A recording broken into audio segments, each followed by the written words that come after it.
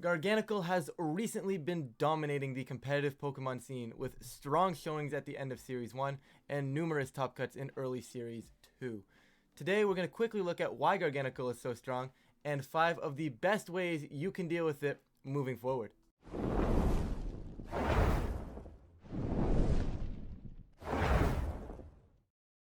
We're going to start off by looking at what makes Garganacl so strong. Now, Garganacl's claim to fame, so to speak, is the move Salt Cure, along with its strong defensive stats in 100 HP, 130 defense, and 90 base special defense. So stats like that are already going to be difficult to break through, and without one being significantly low, because 90, yes, it's lower than the defense, is not low in terms of a stat distribution.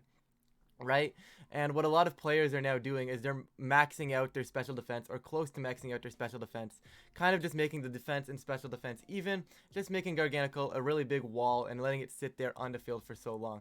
Especially in combination with Recover, it's really difficult to take down. Now, what makes Garganacl the most annoying thing, because if it was just a Pokemon that you weren't going to be able to kill right away, it wouldn't be too bad. What makes Garganacl even more annoying is the Salt Cure move that it has access to. Now, it's a very weak move by itself, but at the end of each turn, it deals 1/8 max HP to the opposing Pokemon that it has connected on. The following, or if you're a Steel and Water type, it deals 1/4 of the HP at the end of every single turn. Now, this just means that I'm going to be wasting my turns chipping down Garganacl, and it's going to slowly be chipping me down, and I can't do anything about it because I'm not going to kill it. It's just going to click Recover, and it's basically going to sit on the field. So that's basically what Garganacl is. It's going to sit there, it's going to recover, it's going to Salt Cure chip you down, and it's just going to win the end game because you just simply won't be able to kill it while it kills you. Long story put, that's Garganacl. So how do we beat it? The best, in my opinion, moving into Series 2 is going to be Great Tusk. Now, realistically, you can kind of get away with any of these strong stab options versus Garganacl, but I think Great Tusk does it better, and I'll get into that in a little bit. Now, the reason Great Tusk is so strong into Garganacl is because currently they opt for the Poison Terra that resists the fighting, but however does leave them susceptible to ground. Now, generally speaking, ground types would be locked in. They'd have to run Earthquake, which gets blocked by the Wide Guard of Garganacl. Now, that's not a great option. Or you'd have to run a significantly weaker move in something like a Stomping Tantrum. However, Great Tusk has access to a Legends Arceus exclusive move, which is now making its way into the competitive game in Headlong Rush. And Headlong Rush is a single target ground type move, basically a close combat for ground types, which is a really, really cool move, has a very minimal distribution, and I believe Great Tusk is one of the few Pokemon that actually has access to it. So that is a very strong way to hit Garganacl super hard. Now, I believe Garganacls can survive certain attacks from the Great Tusk, but if you do 90% to it or 95% with a Headlong Rush, it's effectively dead if you simply just click a Snarl or any sort of spread move or even a chip move beside it. Garganacl is strong, but it's not ridiculously strong.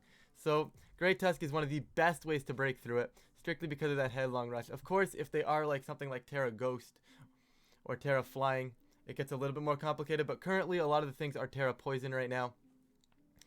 So Headlong Rush is a strong option for that. Now, like I said strong stab because if they are something along the lines of a Terra Ghost or a Terra Dark, but they would never be Terra Dark, or a Terra Flying, right? You can always have another strong stab option somewhere on the team. Like if they're Terra Dark, Roaring Moon, if they're Terra Ghost, Roaring Moon, the Dark type has a lot of strong options into Garganacl if they decide for that route, right? So there are routes. It's unfortunate you can't cover everything in one, but Great Tusk, Headlong Rush definitely covers the most common set right now, and is probably the strongest and most consistent way to beat it. 2, we're going to look at this item right here. It's going to be Covert Cloak. I'm going to put an Amoonguss in the builder, just so we can take a quick look at Covert Cloak. And Covert Cloak. The holder is not affected by the secondary effects of another Pokemon's attack. Therefore, Salt Cure will do its 40 base power to you, and will not leave you Salt Cured, and you will not be taking that chip damage at the end of every turn. Now, obviously, you can only have this on one Pokemon. I would recommend it on something that can set up. There's a lot of options for that. You can use it on like maybe a Quiver Dance Pokemon, a Dragon Dance Pokemon, something maybe with Swords Dance, and you have all kinds of those options, right? And yeah, I've seen a few people use it on Amoonguss because what Amoonguss has access to Pollen Puff. So if you can get it to where Garganacl isn't putting pressure on you, if they hit your Amoonguss, if I could spell Covert Cloak properly, right? If they hit your Amoonguss, well, they're not really going to get that added chip damage off. And if they hit the partner of Amoonguss, Amoonguss can simply heal them up. Right, so if you get to the end game, that's where the Amoonguss comes in handy. But I do think having strong setup options with something like Sword Dance, Dragon Dance, Quiver Dance, or really anything, or Nasty Plot even, something like that with a Covert Cloak that can't be brought down, even a Calm Mind works, right? Just something that won't get chipped, and Covert Cloak is a really nice job of doing that and allows you to sit on the field a little longer while you set up in order to take down the Garganacl. Now, this one is a little less popular, but Perish Song. And basically the concept, if you're going to use Perish Song to counter Garganacl, is you want to take 2 quick knockouts beside the Garganacl, and then be able to click Perish Song, switch around, and just not die to the Perish Song, and you're going to win. Because if there's 2 Pokemon left on the field, Garganacl is really, really slow, so chances are it'll be the slowest Pokemon. If you have 2 Pokemon on each side, you're going to lose to Perish, right? So you got to make sure, if you're going to use this route, you have to make sure you take two knockouts before you lose 2 Pokemon and are able to get the Perish up. I would recommend doing this with something like Azumarill or Screamtail. I don't like using it on Fluttermane. I think Fluttermane has better options. Obviously not into Garganacl, but Fluttermane as a Pokemon has better options. I think you want a bulkier Pokemon to be able to click this Perish Song and just kind of get through. For the time being, we'll use Screamtail right now just because it's Series 2, right? We'll just put Screamtail in here, right? But you throw something like Perish Song on this, and you maybe pair it with, like, I mean, if you really wanted to go full Perish Trap, you can, like with a Gothitelle and stuff. But you really don't need to. You can maybe run something along the lines of like Screens, Perish Song, and only click the Perish Song in an endgame when you go up a few times, right? You pair this with something super offensive, take the pieces beside Garganacl, and then come in, click Perish Song, and it'll eventually just die in 3 turns, which, you know, give it a little bit of taste of its own medicine. It's eventually just going to die, you know? Another option are moves that stop it from doing what it wants to do. So those are moves like we're looking at something like Encore. If I could type, oh my goodness. We're looking at stuff like Encore. We're looking at stuff like Taunt.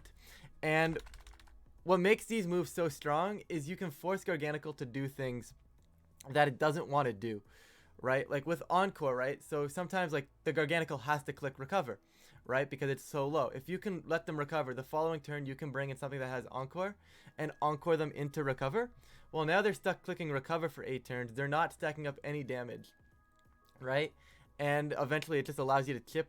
1, it runs them out of Recover PP, and 2, it allows you to eventually chip it down in the late game and just ignore it for a few turns, right? Generally speaking, you don't want to ignore it because the chip damage is going to stack up. But if it's Encored into Recover or Encored into Protect or Encored into Wide Guard, you can simply target the other slot and make the game effectively a 2v1. Taunt also works in the same way, where you force it into Salt Cure, and then all of a sudden, since it's forced into Salt Cure, it can't recover. And if you're going to use the Taunt method, I would say go ahead and start chipping it down as fast as possible. That way, while it's just clicking Salt Cure, you can get the kill before it has a chance to recover, before it has a chance to protect and get the health back. Right? That's the way I would go about that one. And everybody now is going to hate me for this last suggestion, but I'm sure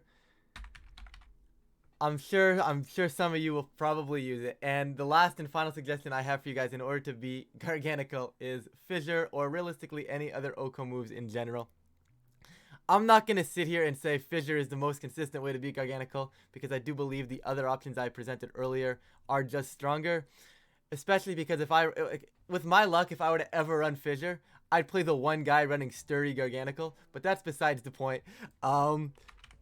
Right, you're looking at something like OHKO moves here. I mean, you could, in theory, commit to this. Like, you could maybe drop Wide Guard on your Garganacl to put Fissure on it just to beat the Garganacl mirror.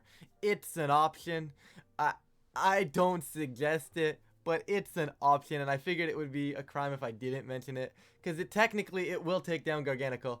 Another point that I do want to make note of is Final Gambit really quickly. This will kind of be a bonus one, but it's along the same lines of Fissure. And Garganacl's base HP stat is 100, so you have to use Final Gambit. I believe it's going to have to be on Annihilate or Staraptor.